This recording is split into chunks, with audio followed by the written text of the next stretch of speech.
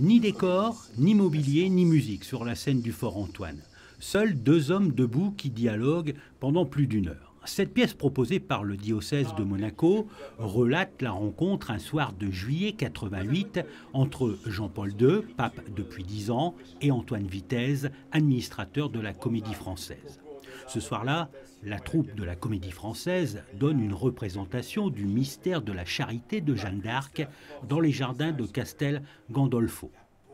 Une représentation voulue par le diocèse de Lyon pour remercier le pape de son voyage dans la capitale des Gaules 2 ans plus tôt. À l'issue de la représentation, un dialogue s'installe.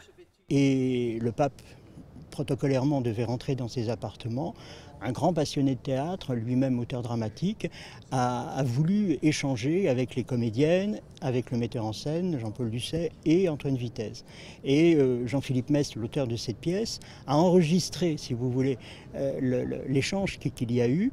Et à partir de cet échange, il a bâti la pièce que vous allez voir ce soir. Au cours de l'échange entre le pape et Antoine Vitez, tout y passe. L'Inquisition, le bonheur, la science, la foi, la repentance, l'évangile ou encore la liberté.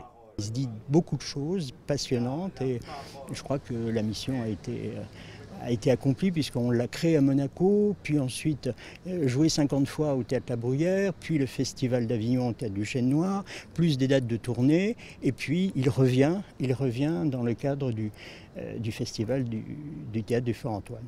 Et si les deux hommes ont une passion commune, le théâtre, le dialogue est de haute volée entre le militant et le missionnaire. Antoine Vitez est quand même un marxiste, est quand même un homme de gauche qui a très imprégné de la philosophie marxiste. Et puis Jean-Paul II, lui, qui a subi physiquement, j'allais dire, la persécution, l'Union soviétique, d'abord pendant la guerre les nazis, puis ensuite l'occupation soviétique. Et donc ils avaient quand même beaucoup de choses à se dire et c'est ce qui rend cette pièce absolument passionnante. Antoine Vitez est incarné par Michel Bonpoil et le pape par Bernard Lanaut. Pour s'imprégner du personnage, le comédien s'est plongé dans la biographie de Jean-Paul II, a regardé des reportages sur le pape pour travailler ses attitudes et écouter des témoignages de gens qui l'ont côtoyé. Où Dieu est interdit.